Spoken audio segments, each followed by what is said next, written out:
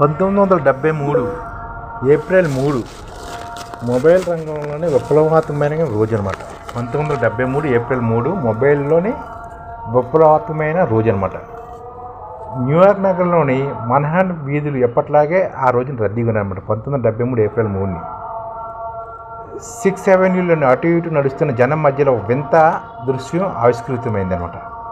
Motorola కంపెనీలో పనిచేసే Martin Cooper అనే ఇంజనీర్ 1 కిలో బరువు 9 అంగుళాల పొడవున్న ఒక ఇటుక లాంటి వస్తువుని చేతి దగ్గర పెట్టుకుని మాట్లాడుతున్నాడు. చుట్టుపక్కల వారు ఆశ్చర్యంగా చూస్తున్నారు అనమాట. అప్పటి వరకు ఫోన్ అంటే ఒక వైర్తో గోడకు అతుక్కుని ఉండాలి, లేదా కారులో భారీ బ్యాటరీ సాయంతో నడవాలి. కానీ కూపర్ చేతిలో ఉన్నది ఒక పోర్టబుల్ సెల్యులార్ ఫోన్. పేరు డైనాటాక్. దాని నుంచి వెళ్ళిన మొదటి కాల్ ఎవరికో తెలుసా? అతని ప్రత్యర్థికి. అవును, బెల్ ల్యాబొరేటరీస్లో తనలాగే మొబైల్ టెక్నాలజీపై పనిచేస్తున్న జోయెల్ ఏంగెల్కు కూపర్ కాల్ చేశారన్నమాట.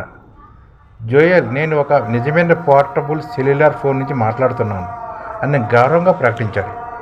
ఈ మాటలు విన్న ప్రత్యర్థి నుంచి చాలాసేపు నిశ్శబ్దమే సమాధానం అయిందనమాట. అది కేవలం ఒక ఫోన్ కాల్ మాత్రమే కాదు, ఒక ఆధిపత్య పోరాటంలో విజయ ప్రకటన అనమాట. ఈ పోర్టబుల్ సెల్యులార్ ఫోన్ అనమాట, డైనాటాక్ అనమాట. ఈ దీంతో అప్పట్లో ఫోన్ చేశారన్నమాట.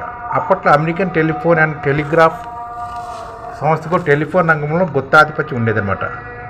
AT&T సంస్థకు అప్పట్లో అమెరికన్ టెలిఫోన్ అండ్ టెలిగ్రాఫ్ సంస్థకి టెలిఫోన్ రంగంలో గుత్తాధిపత్యం ఉండేది అనమాట. కారులో బ్యాటరీ సాయంతో పనిచేసే మొబైల్ రేడియో ఫోన్లను ఆ కంపెనీ తయారు చేసేది. కూపర్ మనిషికి విముక్తం కావాలి, కారుకు ఫోన్ కట్టేయడం ఏమిటని ప్రశ్నించాడు. 1940లో బెల్ ల్యాబ్ సంస్థవేత్తలు ఒక పెద్ద ప్రాంతాన్ని చిన్న చిన్న సెల్స్గా విభజించి సమాచారం చేయవచ్చే సిద్ధాంతీకరించారు. ఆచరణలో సాధ్యం కావడానికి దశాబ్దాలు పట్టిందనమాట. 1950ల నాటి మొబైల్ ఫోన్లు సుమారు 18 నుంచి 36 కిలోలు బరువు ఉండేవి అనమాట. 1950లోని అప్పట్లోని మొబైల్ ఫోన్లు సుమారు 18 నుంచి 36 కిలోలు ఉండేవన్నమాట. వాటిని ఎక్కడైనా తీసినవారు అన్నమాట.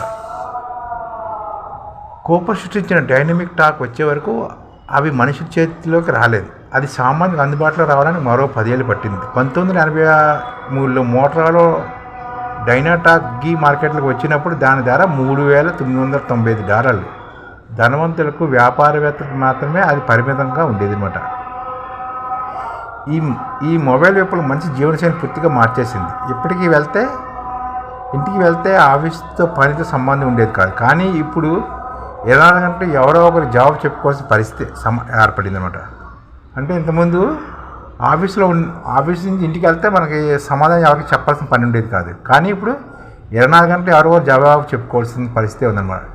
సామాజికంగా చూస్తే మనుషుల మధ్య దూరం పెరుగుతుంది. పక్కన కూర్చునే వ్యక్తితో మాట్లాడడం మానేసి వేల మైళ్ళ దూరంలో ఉన్న వ్యక్తితో ఫోన్లో గడపడం మనకు అలవాటైపోయింది. ఉద్యోగ ఒత్తిడి మనిషిని ఉక్కిరిబిక్కిరి చేస్తుంది. ఒకప్పుడు ఇటుకలా ఉన్న ఫోన్ ఇప్పుడు మనిషి మెదడు నియంత్రించే ఒక మహాశక్తిగా మారిపోయింది. సాంకేతికత 2 వైపులా పదునున్న కత్తి లాంటిది. అది ఇచ్చే సౌకర్యాన్ని అనుభవిస్తూనే అది మన సామాజిక విలువలను, వ్యక్తిగత ప్రశాంతతను దెబ్బతీయకుండా చూసుకోవడం మన బాధ్యత. కూపర్ ఆ రోజు చేసిన అడుగు ప్రపంచాన్ని దగ్గరికి చేసింది. కానీ మనల్ని మనం దూరం చేసుకోకుండా చూసుకోవాల్సిన బాధ్యత మనపైన ఉంది. మొబైల్ కాల్ కేవలం ఒక ఇంజనీరింగ్ విజయం మాత్రమే కాదు, అది మానవ పరిణామంలో ఒక కొత్త అధ్యాయం అన్నమాట. ఈ విధంగా మొబైల్ కాల్ అనేది ఒక అధ్యాయం అన్నమాట.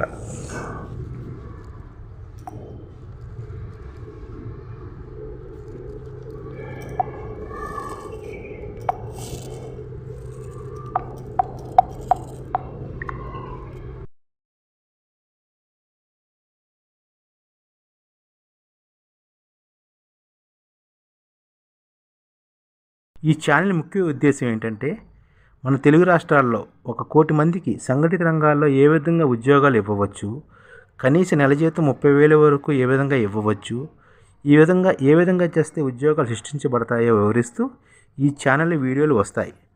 అలాంటి వీడియోలు మీకు కావాలంటే మన IDF భాస్కర్ ఛానల్ని సబ్స్క్రైబ్ చేసుకోండి. IDF అంటే ఇండియన్ డెవలప్మెంట్ ఫోర్స్. ఈ వీడియోలు చూసిన తర్వాత మీకు నచ్చితే లైక్ చేయండి, మీ ఫ్యామిలీ మెంబర్స్కి షేర్ చేయండి, మరియు మీ ఫ్రెండ్స్కి షేర్ చేయండి. Thank you. నమస్కారం.